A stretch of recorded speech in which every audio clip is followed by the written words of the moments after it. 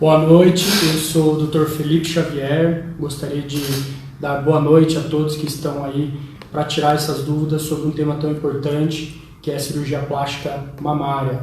Eu sou cirurgião plástico, membro da Sociedade Brasileira de Cirurgia Plástica, sou formado pela Universidade Federal do Paraná e vou estar falando com vocês aqui hoje mais especificamente sobre mamoplastia redutora. Espero que vocês aproveitem. E agora vai estar falando com a gente sobre mamoplastia. Bom, então eu vou fazer algumas considerações aqui com relação à cirurgia de mamoplastia redutora, tá? Então a gente tem que tentar entender como que funciona esse procedimento. O que é a mamoplastia redutora? Parece meio óbvio que é um procedimento cirúrgico que tem o objetivo principal de reduzir o tamanho, o volume da mama, mas não é só isso. Tá? Além de fazer a redução do volume mamário, a mamoplastia redutora tem o objetivo também de fazer um remodelamento do formato da mama, fazer uma elevação dessa mama e dessa areola que normalmente está pitosado ou caído, para deixar mais acima no nível superior e mais centralizado no tórax. E além disso, tem o objetivo também de fazer uma simetrização. Por quê? Normalmente pacientes que necessitam da mamoplastia redutora têm mamas de tamanhos e volumes e formatos diferentes. Então a ideia também é deixar essas duas mamas mais iguais, tá bom? Então, para quem que é indicado esse procedimento de mamoplastia redutora? É indicado para os pacientes que têm um distúrbio que a gente chama de hipertrofia mamária. A hipertrofia mamária é quando as mamas têm um volume exagerado. Quando que acontece isso? Não existe um consenso na literatura da causa da hipertrofia mamária. A teoria mais aceita é de que a mama tem uma resposta exagerada ao hormônio feminino chamado estrogênio. Esse hormônio faz uma hiperestimulação na glândula mamária que vai ter um volume maior. Tá?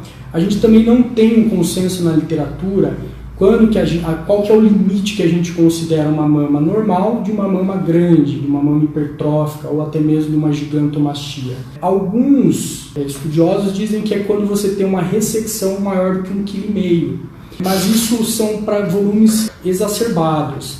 Então nem sempre é necessário uma retirada grande de 1,5 kg para a gente considerar uma hipertrofia mamária. Então vale muito mais o bom senso. Então a gente diz que um paciente tem hipertrofia mamária quando ele tem um volume exacerbado na mama.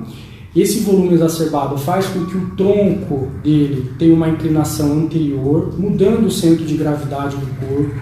Isso faz uma tração das musculaturas da região da coluna lombar e torácica e cervical, e isso pode ocasionar dores na coluna, no pescoço e dores de cabeça. Além disso, é necessário o uso de sutiãs muito grandes, tamanho 50, 52. Esses sutiãs causam uma sobrecarga na região do ombro, marcando o ombro, trazendo desconforto. Muitas vezes, pacientes que têm hipertrofia mamária também têm infecções e inflamações na pele. Por quê? Porque a parte inferior da mama que está caída faz um atrito com a pele da região do tórax e com a região abdominal, formando uma inflamação, a gente chama isso de intertrigo, tá? Então, além dessas condições físicas, a gente tem as condições psicossociais também. Esses pacientes têm dificuldade para realizar determinadas atividades físicas, têm um certo receio em utilizar roupas decotadas, roupas curtas, biquínis, e isso pode prejudicar na autoestima e no convívio social. Então, toda vez que você tem um paciente que tem uma hipertrofia mamária, associado a todos esses distúrbios que a gente conversou aqui, está indicado fazer então a mamoplastia redutora. Então como funciona? O Dr. Lisandro colocou muito bem aqui. A gente tem que fazer a primeira coisa é pesquisar o cirurgião plástico, membro da Sociedade Brasileira de Cirurgia Plástica.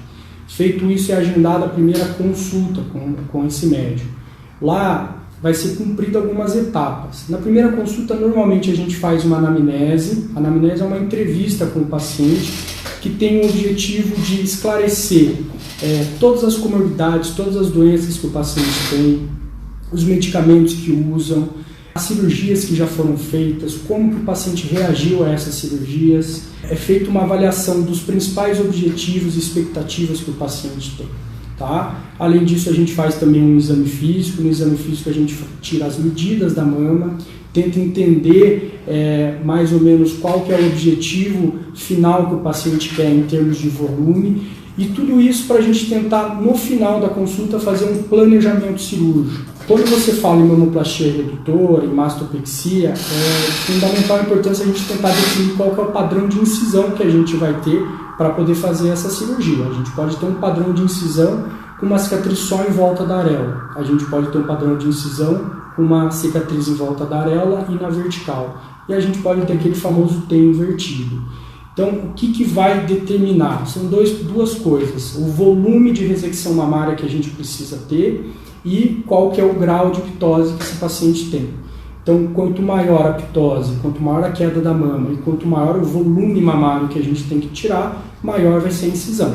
Então, normalmente em mamoplastia redutora, a gente está falando de mamas hipertróficas, de grandes volumes. Então, nós vamos precisar de ressecções grandes. Então, normalmente, existem casos específicos, mas geralmente a gente vai precisar lançar a mão das incisões do tipo T invertido. Então, é feito esse planejamento cirúrgico junto com o paciente e são solicitados exames pré-operatórios. Tá? Normalmente, para a cirurgia de mama, a gente precisa fazer mamografia e ultrassom de mama. São exames fundamentais. Nesse exame vai ser identificado se o paciente tem uma mama normal, se o paciente tem uma mama com alguma alteração que a gente não precisa se preocupar, se o paciente tem alguma alteração que precisa repetir o exame em 6 meses, ou se tem alguma alteração que precisa encaminhar para o mastologista. Então, tem que fazer esses exames. Além disso, também a gente precisa fazer uma avaliação cardiológica. Geralmente é solicitado um eletrocardiograma, um ecocardiograma ou um teste de esforço. Isso vai ser determinado pelo cardiologista. Feito esses exames, o paciente passa com o cardiologista e ele vai dar uma carta de liberação para poder fazer a cirurgia. Além dos exames laboratoriais, os exames de sangue. Então, tudo isso é feito nessa primeira consulta. O paciente sai do consultório, realiza todas essas avaliações desses exames e ele retorna, então, numa segunda consulta. Nessa segunda consulta, a gente vai definir o planejamento cirúrgico. Depois que o paciente vai para casa, ele pode ler alguma coisa, ele pode discutir com alguém sobre o tema e mudar algumas ideias com relação à cirurgia. Então, é possível a gente definir aquele planejamento da primeira consulta, a gente pode modificar uma ou outra coisa e agora na segunda consulta a gente vai definir o planejamento cirúrgico. Tá? Além disso, a gente vai checar o resultado de todos esses exames e se o paciente estiver apto, a gente vai fazer o agendamento do anestesista e o agendamento da cirurgia. Tá? No anestesista, esse paciente vai levar todos os exames e ele vai conversar principalmente qual é o padrão de anestesia que vai ser feito. Então, essa é uma cirurgia que pode ser feita anestesia local com sedação, anestesia peridural com sedação ou uma anestesia geral. O normal é que faça uma peridural com sedação, mas tem que ser discutido cada caso e definido com o anestesista, tá bom? Chegou o dia da cirurgia, o paciente tem que internar, geralmente com um período de antecedência, em jejum de pelo menos 8 horas.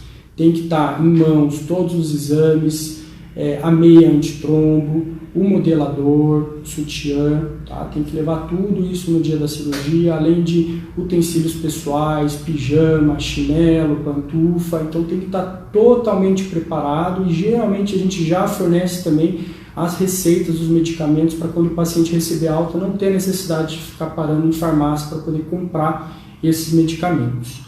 A cirurgia então dura em torno de 3 horas, tá? Então o paciente vai para o centro cirúrgico, é feita a anestesia, o procedimento dura em torno de 3 horas e aí ele fica mais ou menos 1 hora, 1h30 na REPAI, que é uma sala de recuperação anestésica dentro do centro cirúrgico. Aí ele vai até o quarto e geralmente recebe alta no dia seguinte, tá? Para a mamoplastia redutora. Depois que ele recebe alta, então vai ser orientado a questão de curativo, questão de mobilização, questão de atividades que o paciente pode ou não realizar e principalmente a realização de caminhadas, que é fundamental para evitar tromboses, a utilização da meia antitrombo, a utilização dos medicamentos e do Clexane, que é o anticoagulante que evita essa complicação, E a partir do 5º dia de pós-operatório, o paciente vai começar as drenagens linfáticas. Tá? Geralmente a gente orienta a fazer de 5 a 10 numa primeira bateria, sessões de drenagem linfática, e depois ver a necessidade ou não de realizar novas drenagens. Tá? E é feito um acompanhamento com esse paciente no primeiro mês, num intervalo mais semanal.